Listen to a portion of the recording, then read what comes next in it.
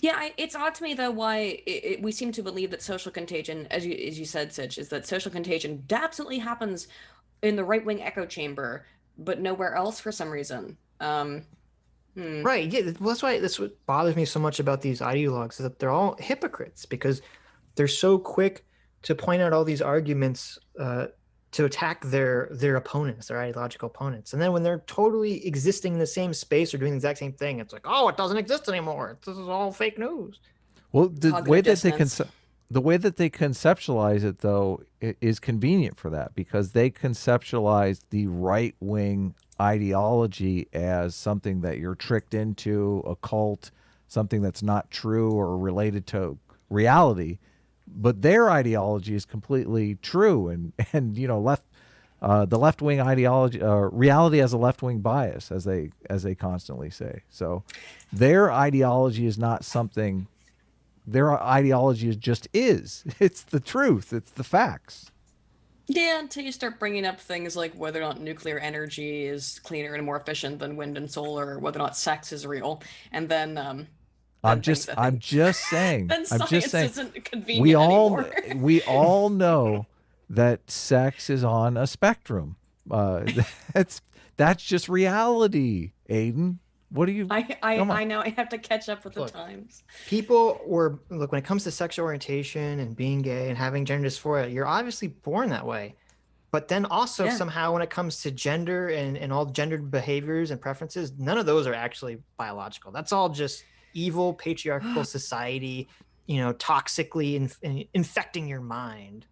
All I'm saying So is one frustrating. position is reality and one position is totally delusional. That's all I'm saying.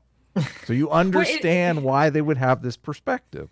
it very much reminds me of the Bill Nye stuff. Oh my Do you know god, what I mean? that was so bad. With fucking Veritasium, like, as his little henchman there pushing the little balls around on stage. It's terrible. So It's sad. scientism is what that is. It's scientism. It's being obsessed with the idea of science, but not all of the hard work and veracity Right. and double checking and blind peer review that goes into it. Just the instantaneous sort of dopamine hit of feeling like you learned Sure. something. Well, I mean, ideologues, they don't care about science. They only care about the science that supports their ideology, and then everything else is just ignored. But It's very people sorry, do want to that's believe just that always their interested me. ideology is true, though. Of That's Sure. course. important to them. Yes. Well, like all this Go ahead. feminist theory, it came about in the 70s when they were very heavily focused on everything being behavioral.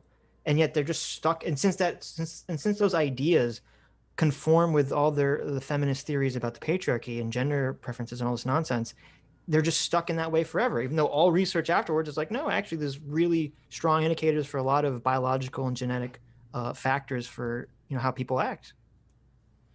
And I think for Yeah. people who are scientists who actually work in academia, and I can only speak for myself, but I can also speak to a degree for people I've worked with, is that the stuff that people who actually work in science find the most fascinating is being enabled to disprove the null, for example, is not being able to find the connections that you hypothesized because you had every valid reason to hypothesize it. So if you can't, disprove the null, and if you don't find the connection you're anticipating, in other words, things that go against conventional science, those tend to be the most interesting. So it's not God, I so much love that that. scientists themselves are actually seeking confirmation, except for bad scientists, Right. but it's so cool when you can't find what you looked for. I mean, it's kind of not cool because then you probably can't publish it, but it gives you a good idea of what to do next.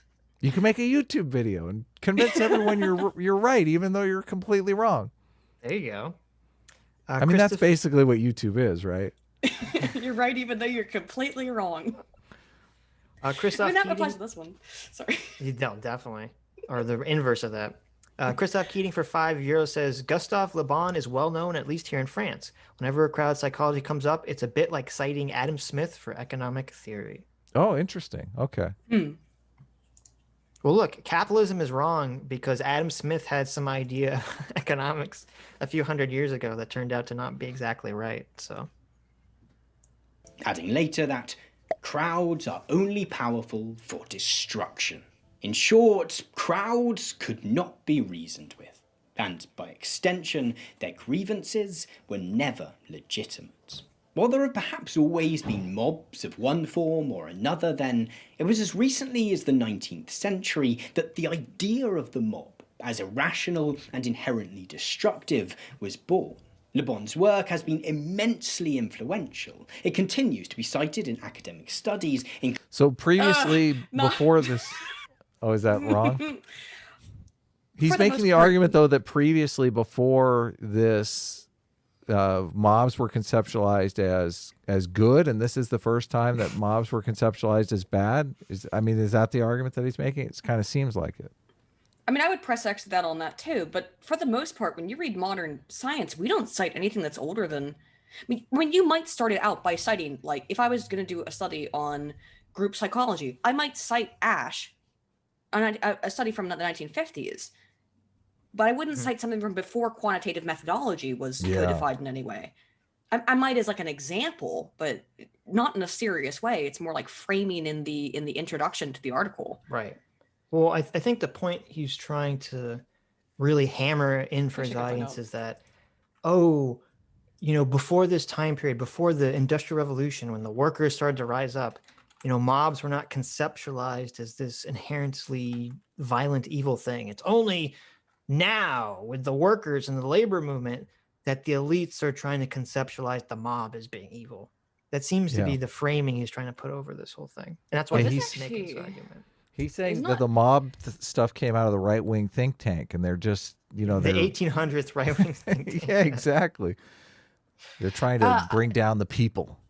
Me Go ahead, looking Aiden. at this real quickly, I went and looked up the book, the study of popular mind, and pretty much the only people who cite it are other books that are doing massive reviews of crowd psychology, not experimental work. Right. Not really happening.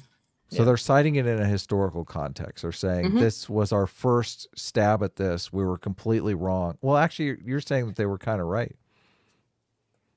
Yeah, he Even is though- correct. Ultimately, he was correct, but still, we don't. Actually, Postmistress Leon Spears cited him in a study I've read. Yeah, a study I've read a whole bunch of times. So they cited him in a CMC study on Side, but I didn't know that. Interesting. It seems like, well, the way he's characterizing it from his out of context quotes is that the quotes are right, but that it's overblown or hyperbolic to label all crowds of people as being like inherently evil, because obviously that's not true. Yeah, peaceful But I protests. I don't think that he said they were evil, though. I think he said they're prone to be irrational, and that can lead to vile behavior. Right, but the way that Tom is focusing it is as if he did say that, and that's why I'd be curious to actually skim through Gustave's things to see, because I wouldn't be surprised if this is totally out of context, totally not an accurate depiction of this guy's own words. What would make you think that? I don't know. Including, interestingly, for our discussion here, in relation to so-called digital crowds. Moreover, it is the very foundation of contemporary popular perceptions of mobs. He's not mentioned anything about the anonymity factor at all up until now. Right. I don't think he ever mentions it in the video, which is just a glaring omission. Ideas about individuals being intoxicated by the crowd and becoming prone to performing unthinkable acts when part of a mob, first expressed by Le Bon, continue to have considerable currency. And it's an alluring thesis. The only problem is that as soon as we try and apply it to any actual examples of what might be described as mobs, physical or digital, Le Bon's thesis simply doesn't hold water. Listen to that. Doesn't hold water. Aiden.